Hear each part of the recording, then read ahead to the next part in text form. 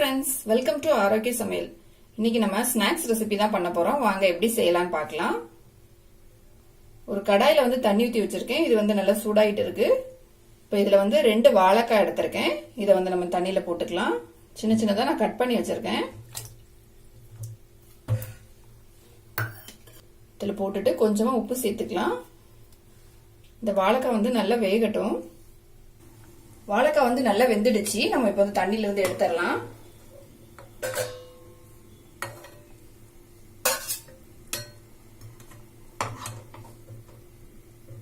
தண்ணியில இருந்து எடுத்துட்டு இதை நல்லா ஆற வச்சுக்கலாம். அப்பதான் நம்ம மேல இருக்க தோல் எல்லாம் எடுக்க முடியும். இது நல்லா ஆறட்டும். வாழைக்காய் நல்லா ஆறிடுச்சு. இப்ப நம்ம இதுல இருந்து தோலெல்லாம் எடுத்துடலாம்.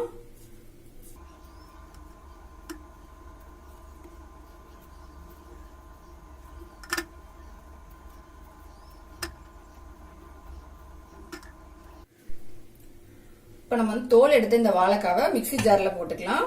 இதுல போட்டு நல்லா அரைச்சு எடுத்துட்டு வந்துடலாம். இது கூடவே கொஞ்சம் கருவேப்பிலை போட்டுக்கலாம். இது எல்லாத்தையும் அரைச்சிட்டு வந்துடலாம். இப்போ நான் அரைச்சிட்டு வந்துட்டேன். நம்ம ஓபன் பண்ணி பார்த்துடலாம். பாத்தீங்கன்னா இந்த அளவுக்கு நல்லா நைஸா அரைச்சுக்கணும். மிக்சிங் பவுல் ஒன்று எடுத்துக்கலாம். இதுல நம்ம அரைச்சு வச்சிருந்த வாழைக்காய் இதுல பவுல்ல போட்டுக்கலாம்.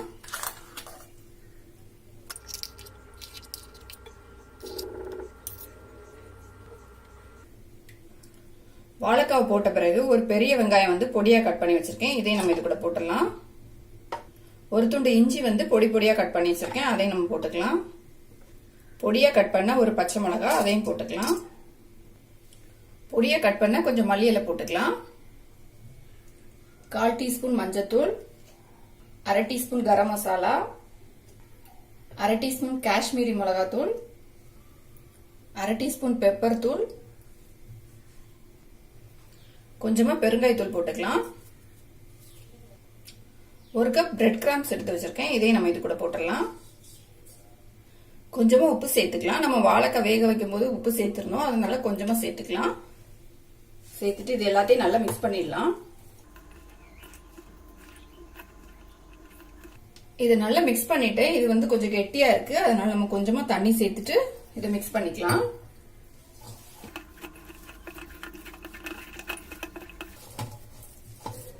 பாத்தீங்கன்னா தண்ணி சேர்த்துட்டு நல்லா மிக்ஸ் பண்ணிட்டேன்.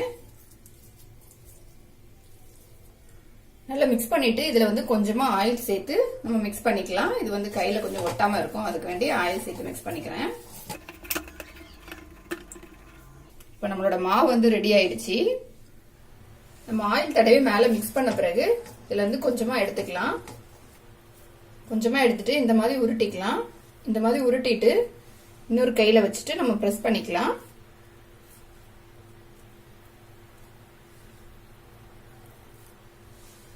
இந்த மாதிரி ஷேப்ல நம்ம எல்லாத்தையும் ரெடி பண்ணிக்கலாம்.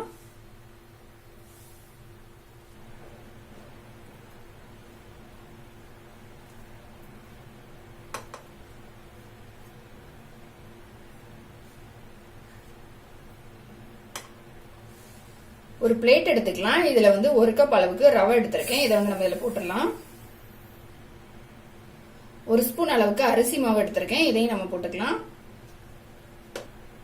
கொஞ்சமா உப்பு போட்டுக்கலாம். ஒரு 1/4 டீஸ்பூன் அளவுக்கு மிளகாத்தூள் போட்டுக்கலாம். இது எல்லாத்தையும் கை வச்சு நல்லா மிக்ஸ் பண்ணிக்கலாம்.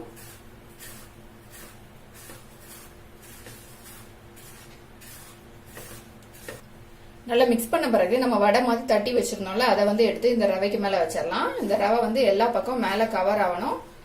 நல்லா இதுல நல்லா டிப் பண்ணி எடுத்துடலாம்.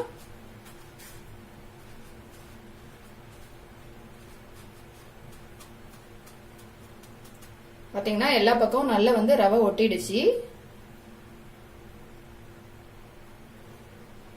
நம்ம இதே மாதிரியே எல்லாத்தையும் ரெடி பண்ணி எடுத்துடலாம். இப்ப எல்லாத்தையுமே ரவையில நல்லா டிப் பண்ணி எடுத்துக்கிட்டேன். நம்ம இப்ப ஆயில்ல இதை ஃப்ரை பண்ணி எடுத்துக்கலாம். ஒரு பேன்ல எண்ணெய் ஊத்தி வச்சிருக்கேன். இது நல்லா சூடாயிடுச்சு. இப்ப நம்ம மீடியமான ஃப்ளேம்ல வச்சுட்டு நம்ம ரெடி பண்ணி வச்சிருந்த எல்லாத்தையும் எடுத்து வச்சிடலாம். இதுல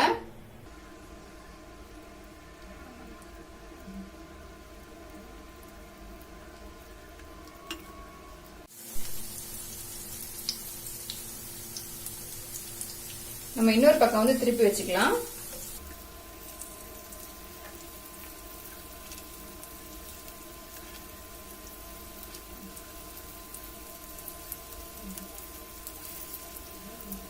எல்லா சைடுமே ஃப்ரை ஆயிடுச்சு. நம்ம எடுத்துடலாம். இப்போ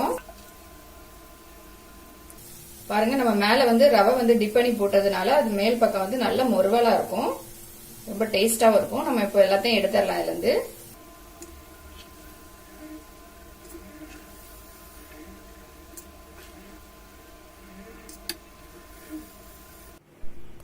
ரொம்ப டேஸ்டான, ரொம்ப கிறிஸ்பியான நம்மளோட ஸ்நாக்ஸ் வந்து ரெடி ஆயிடுச்சு. இதை வந்து கண்டிப்பா ட்ரை பண்ணி பாருங்க, ரொம்ப டேஸ்டா இருக்கும். இந்த வீடியோ உங்களுக்கு பிடிச்சிருந்தா லைக் பண்ணுங்க, ஷேர் பண்ணுங்க, மறக்காம என்னோட சேனலை சப்ஸ்கிரைப் பண்ணுங்க.